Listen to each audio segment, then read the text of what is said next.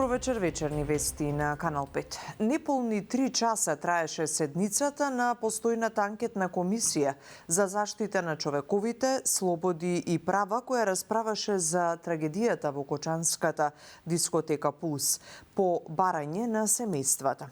Продолжението, на кое се очекува да се усвојат и заклучоци, ќе биде закажано дополнително. Маја Стојановска ја следеше.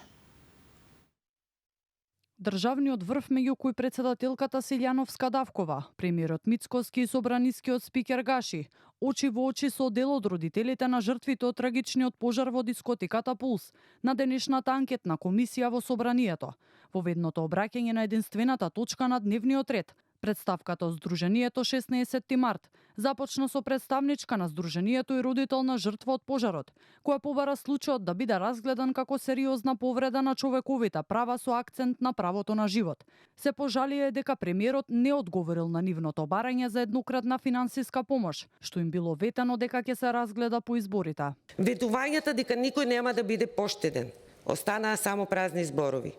Денеска гледаме дека се процесираат само оние најдолу, додека носителите на функции еднакво одговорни, кои од првиот момент требаше да бидат зад решетки, продолжуваат безгрижно да се движат низ градот, додека нашите деца лежат под земја. Треба сите заедно, колективно да осеќаме и морална одговорност.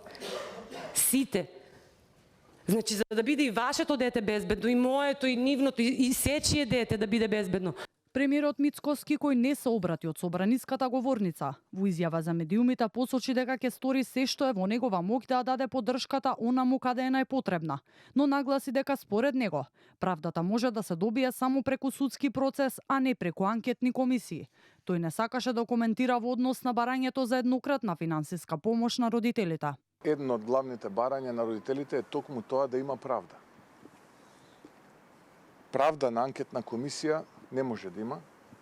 Правда може да има во рамките на судски процес. На седницата поканет бил државниот јавен обвинител Љупчо Коцевски, но тој преку допис испратен до собранието образложил дека нема да присуствува на анкетната комисија, предупредувајќи дека паралелни постапки пред комисијата можат да компрометираат истрагата и судската постапка. Одредени докази и сведоци можат да се компрометираат со оглед дека се води судска постапка, а она што беше барање од страна на председателот на собранието, речиси ги опфаќаше истите оние да речем прашања што и јавното обвинителство води постапка. Седницата беше прекината по 3 часа откако беше исцрпена дискусијата. А Пасиев нагласи дека на продолжението што дополнително ќе се закаже, очекува да бидат усогласени и усвоени заклучоци. Во меѓувреме се очекува и формирањето на анкетната комисија, која беше предложена од парламентарното мнозинство, на која покрај пожарот во Кочани ќе бидат опфатени и пожарот во модуларната болница во Тетово и сообраќајните несреќи во Ласкарци, Беса Транс и Дурмотурс.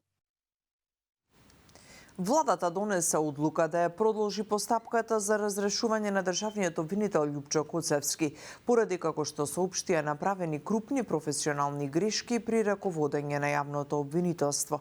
Коцевски пак потсети дека Советот на јавни обвинители оцени дека тој не направил крупна грешка, па одлуката ја смета за политичка. Сега конечниот збор ќе го има собранието. По претходно добиено мислење од страна на Советот за јавни обвинители, му предлага на собранието од функцијата јавен обвинител на Република Македонија да го разреши Љупчо Коцевски, поради направени крупни професионални грешки при раководењето со јавното обвинителство, што доведува до нарушување на ефикасноста и функционалноста на јавното обвинителство. Неовластено изнесување на информации и податоци за судски предмети, со што ја повредил обврската за заштита на тајноста на постапката согласно закон. Нарушување на угледот на јавното обвинителство и неговиот личен углед, не постапувајќи согласно обврските кои што се предвидени во Уставот, законите и меѓународните договори ратификувани во согласност со Уставот. Тоа е нивна политичка одлука. Јас и понатаму ќе работам правилно, законито, честно, така да околу тој дел немам што повеќе да кажам. Согласно законот, важечкиот закон, јас треба да сторам тешка дисциплинска повреда. Тоа Советот за јавни обвинители го констатираше дека од моја страна не е сторена тешка дисциплинска повреда. Понатаму постапката оди предлогот во влада, односно влада може да го достави до собранието, тоа не е моја надлежност. Советот на јавни обвинители го избра Башким Бесими за нов председател. Предлогот за избор на Бесими беше поднесен од членот на Советот Зорица Павловиќ и беше поддржан со 8 гласови за од вкупно 11 членови. При гласањето имаше 3 неважечки ливчиња. Бесими досега извршуваше функцијата заменик председател на Советот. За нов заменик председател беше избрана Маријана Илиевска. Ќе се залагам за сите јавни обвинители во Република Македонија да бидат заштитени од секоја смисла. Исто така и пред медиумите ќе бидем секојаш достапен. Во делот на јавното обвинителство нема забелешки. Значи и во дел за Советот нема забелешки и во тој дел ние веќе и во седница ќе го разгледаме тој дел и ќе излеземе со став.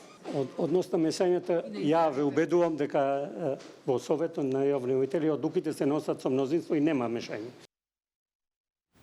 Премиерот Мицкоски е категоричен дека во Македонија нема да има мигранти од Велика Британија. Вели дека за тоа досега не е воопшто разговарано, но и доколку се најде на маса ќе биде одбиено. По пишувањата на британските медиуми, опозицијската СДСМ покрена онлайн петиција против мигранти во земјава. Да дојдеме до суштината, тоа што беше во рамките на британските медиуми.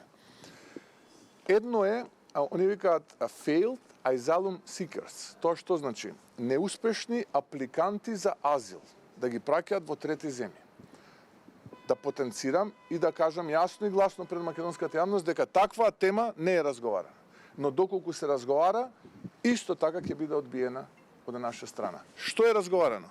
Разговарано дека заеднички ќе се бориме против илегалната миграција. Дека сум јас председател на оваа влада.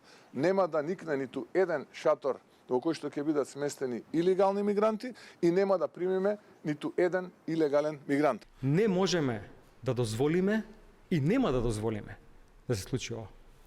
Ке следи силна мобилизација, активност на секој ниво, у секој град, во секоја општина, во секое село. Нема да дозволиме да дојдат мигранти тука по ниедна цена. Ние сакаме да сме дел од Европска Унија. Не сакаме да сме мека на мигранти. Да дојдат луѓе кои што гледаме како се однесуваат во другите земји и какви проблеми ствараат. Насилства, протести, силувања, болести кои што се донесени, кои што се искоренети во многу земји.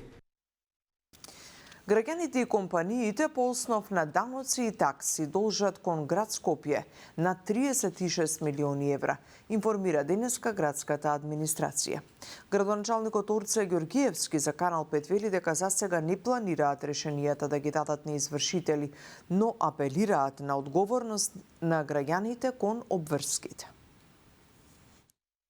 Најпрво сум да преку диалог најдеме начин и да го сработиме тоа за заедничко добро, затоа што тие 36 милиони евра се средства кои што ќе се инвестираат за граѓаните повторно во нови проекти.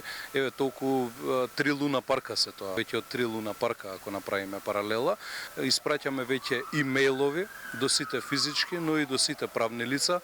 Јас знам дека имало и институционални пропусти во минатото и дека не секој добивал даночно решение и им се извинувам на граѓаните во името на градот Скопје за тоа. Ги завршуваме тука вестите, имајте убава вечер.